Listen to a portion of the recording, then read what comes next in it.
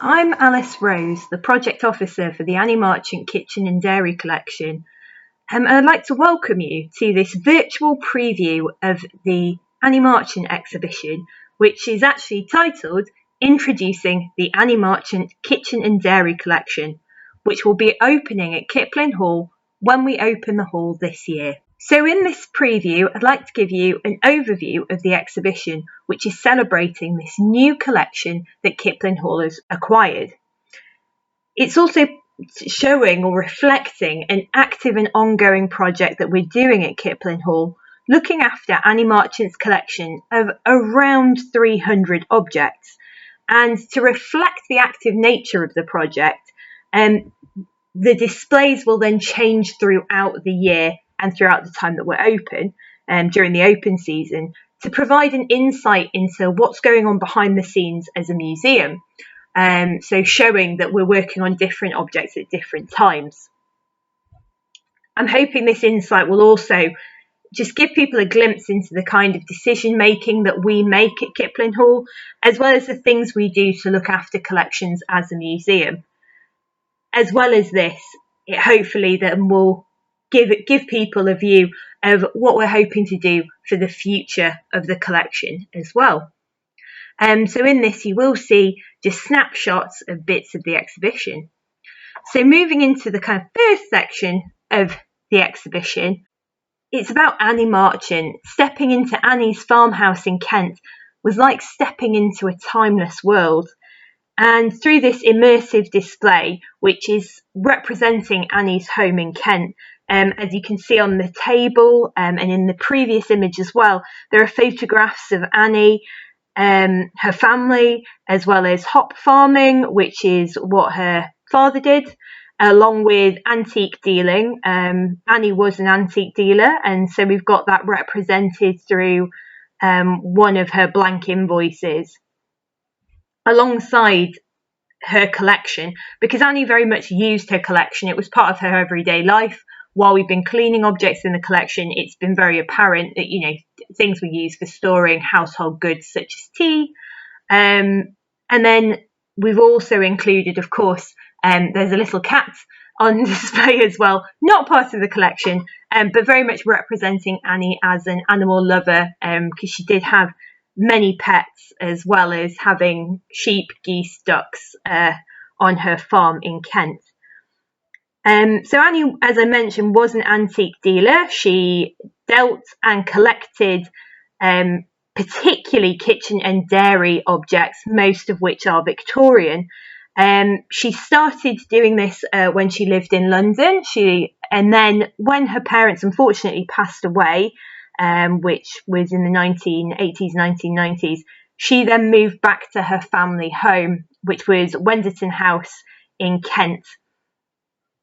In this home, she then showcased her collection of these kitchen and dairy objects, which very much entwined with her values. She had a strong belief in things like reuse and recycling, also in preserving fruit and vegetables at harvest time, alongside, again, caring for animals, which is why, obviously she had her pets, and she also had the animals that lived on the farm as well. Annie then passed away, unfortunately, in January 2020.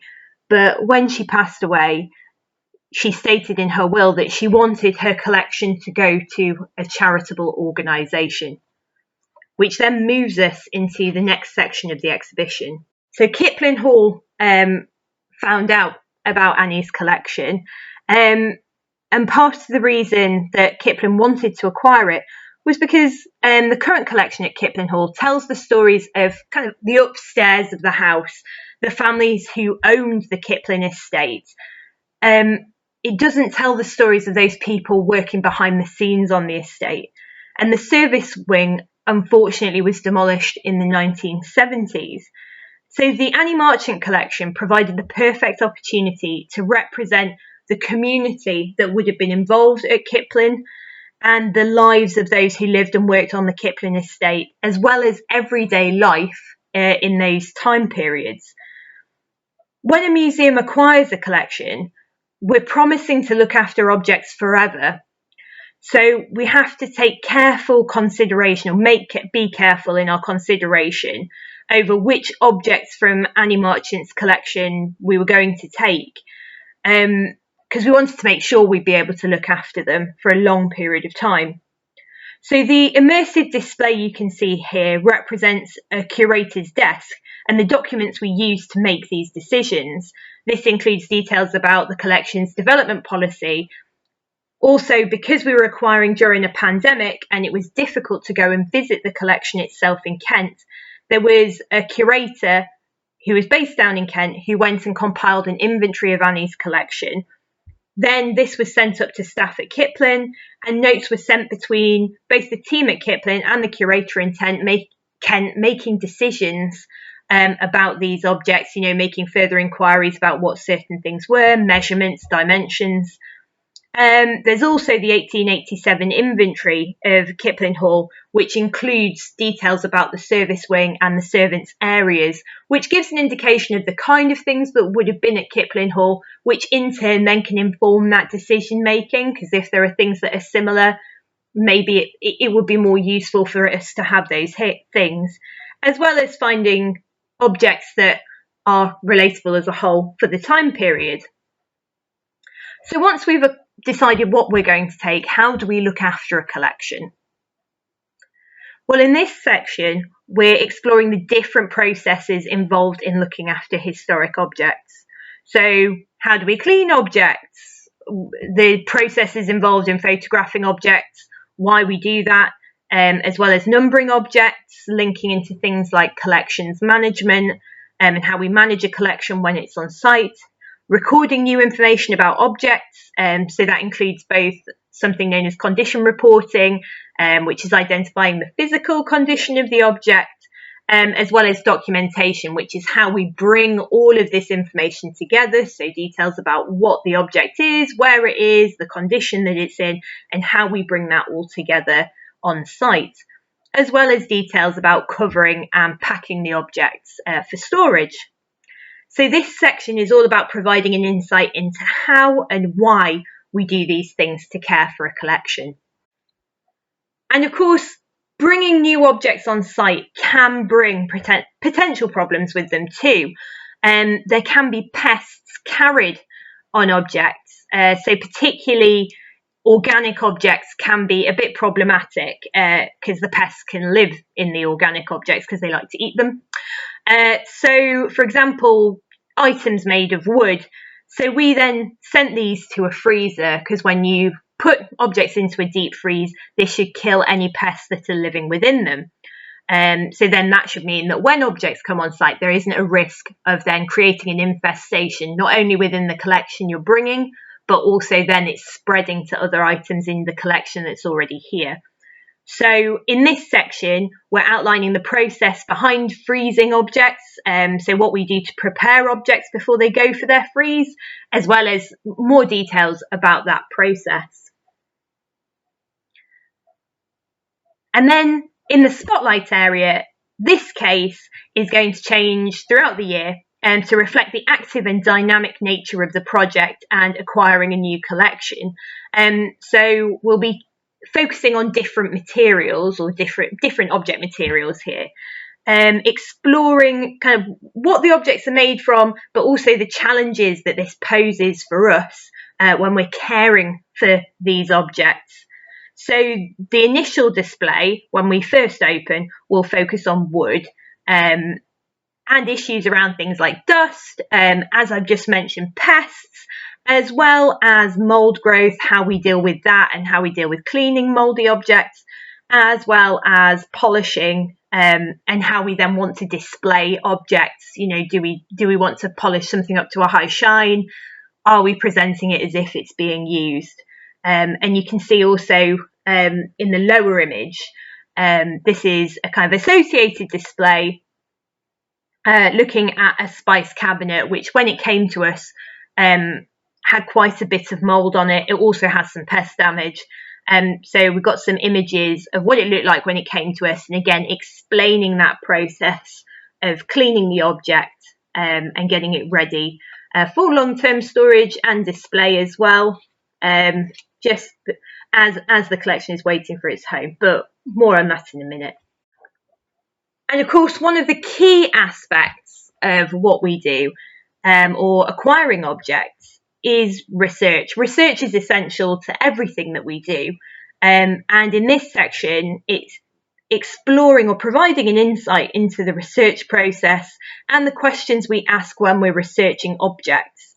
It includes a research board, which will have changing displays which reflect recent discoveries, both about the objects as well as the people who lived and worked at Kiplin Hall in the past as the research team uncover them. So we've got a brilliant team of research volunteers currently working on both the object side of things, but also providing insights into the staff who lived and worked at Kiplin.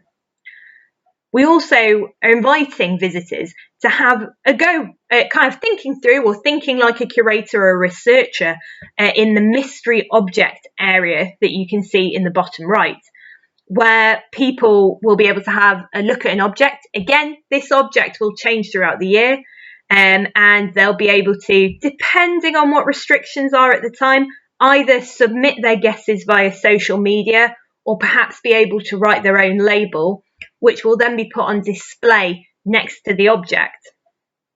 Then, over a month or so, the object will then be changed, and the previous object will also be revealed in this area, hopefully encouraging people to come back and see if their guesses were close to what it was or not, or just out of curiosity to find out what the object was. So again, very much an active, dynamic space. And this leads us on to the final section of the exhibition, which is what next? So with the collection, there also came a financial gift. And this is already paid for conservation and care resources. So we've already been able to fit out a temporary store to a good standard of kind of collections care. So we bought in shelving, which is up to a museum grade standard. Line the shelves. We now have environmental monitoring, so we can measure the temperature and humidity of the store as well, which then allows us to make any adjustments to make sure that the objects are well cared for, as well as blocking out the light in the room with a blackout blind to protect the objects from light damage, and putting in the vinyl flooring, which is a lot better at making it clear if there's any pest activity, as well as keeping pests away, deterring pests. So this financial gift is already paid for those things, as well as packing materials and conservation materials. And it's also paid for this exhibition. However, the hope from us at Kiplin Hall is that the collection will have a permanent home, including facilities which will then sustain its long-term future. And in this section, we're inviting visitors to let us know what kind of stories they'd like to hear about. So having seen the kind of things that the collection has to offer, what would they like to hear about? What would they like to know more about? And also, what kind of things would they like to see included? So that's given you a little bit of an overview of the exhibition, very much showing that it's an active, ongoing project looking after the objects that are then reflected through these changing displays. The exhibition also provides an insight into behind the scenes at a museum, as well as hopes for the future of the collection. Now, I hope we can welcome you to Kiplin Hall again soon when it's safe to do so, and hopefully that if you come and visit, or if you're volunteering, you'll be looking out and revisiting throughout the year just to see how we're getting on with the project, and also all of the things that are changing as well in this gallery space. Thank you very much for watching.